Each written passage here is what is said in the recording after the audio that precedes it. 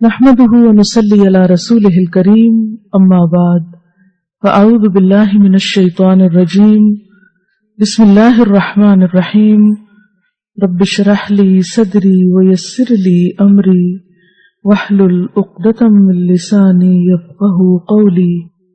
عبداللہ بن عباس رضی اللہ عنہ سے روایت ہے، نبی صلی اللہ علیہ وسلم نے عباس بن عبد المطلب رضی اللہ عنہ سے فرمایا، اے چچا جان عباس، کیا میں آپ کو کچھ عطا نہ کروں؟ کیا آپ کو کچھ عنایت نہ کروں؟ کیا میں آپ کو کوئی تحفہ پیش نہ کروں؟ کیا میں آپ کو 10 اچھی خصلتوں والا نہ بنا دوں کہ جب آپ یہ عمل کریں تو اللہ تعالیٰ آپ کے اگلے پچھلے پرانے نئے انجانے میں اور جان بوجھ کر کیے گئے تمام چھوٹے بڑے پوشیدہ اور ظاہر گناہ معاف فرما دے؟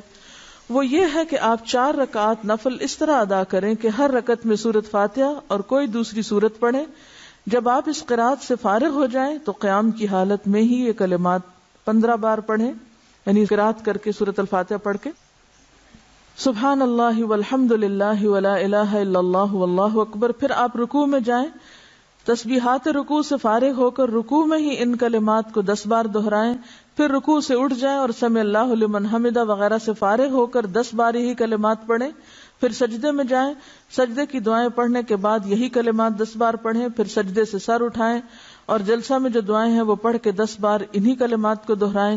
پھر دوسرے سجدے میں چلے جائیں، پہلے سجدے کی طرح 10 بار پھر اس تسبیح کو ادا کریں. پھر سجدے سے سر اٹھائیں اور جلسہ استراحت میں کچھ اور پڑھے بغیر 10 بار اس تسبیح کو دہرائیں.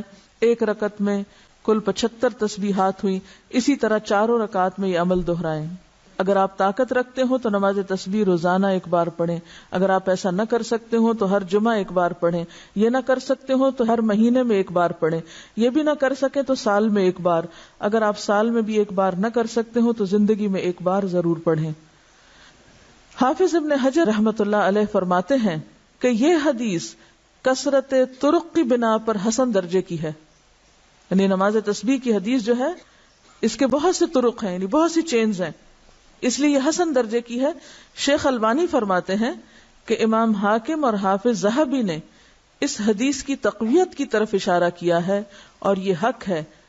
یعنی البانی کے نزدیک بھی یہ بات درست ہے کیونکہ اس کے بہت سے طرق ہیں. علامہ مبارک پوری شیخ احمد شاکر نے بھی اسے حسن کہا ہے، جبکہ خطیب بغدادی، نووی، ابن صلاح نے اسے صحیح کہا ہے. بعض اوقات صحیح لغیر ہی ہوتی ہے، یعنی ایک چین میں اگر ایک چیز کی کمی تو دوسری میں وہ نہیں، تو ایک کی کمی دوسرے نے پوری کر دی تو وہ حسن کس درجے پہ آ گئی؟ صحیح کے. لیکن وہ صحیح لذاتی ہی نہیں بلکہ لغیر ہی ہے، یعنی خود سے صحیح نہیں تھی بلکہ دوسری چین نے اس کو صحیح بنا دیا. نماز تسبیح میں تسبیحات تشہد میں التحیات سے پہلے پڑھیں بخلاف دوسرے ارکان کے. ٹھیک ہے، باقی تو یہ نا سورۃ فاتحہ وغیرہ پڑھ کے تلاوت کر کے پھر تسبیح پڑھیں. اسی طرح سجدے کی تسبیح پڑھ کے پھر یہ تسبیحات پڑھیں. سمع اللہ لمن حمدہ کہہ کے پھر تسبیحات پڑھیں. سجدے کی تسبیح پڑھ کے پھر یہ تسبیحات پڑھیں. اسی طرح دوسرے سجدے سے اٹھ کے پڑھ کے پھر اٹھیں. لیکن تشہد میں آپ کیسے پڑھیں؟ تشہد سے پہلے بخلاف دوسرے ارکان کے. نماز تسبیح کے بعد پڑھی جانے والی دعا کی سند سخت ضعیف ہے. معلوم نہیں وہ کون سی دعا ہے، میرے علم میں تو نہیں. بہرحال جو بھی لوگ کو خاص دعا پڑھتے ہیں وہ ضعیف ہے. اس کے راوی عبد القدوس بن حبیب کو حافظ ہیثمی نے متروک اور عبداللہ بن مبارک نے کذاب کہا ہے. یاد رہے کہ اس حدیث شریف میں نماز تسبیح کو باجماعت ادا کرنے کا ذکر نہیں ہے. صرف انفرادی عمل کے طور پر نبی صلی اللہ علیہ وسلم نے اپنے چچا جان کو اس کی ترغیب دی ہے. لہذا جو مسلمان نماز تسبیح ادا کرنا چاہے اسے چاہیے کہ پہلے نماز تسبیح کا طریقہ سیکھے، پھر اسے تنہائی میں اکیلا پڑھے. یہ رویہ بھی انتہائی مہلک ہے کہ بندہ فرض نمازوں پہ تو توجہ نہ دے مگر نماز تسبیح ادا کرنے کے لیے ہمہ وقت بے تاب رہے.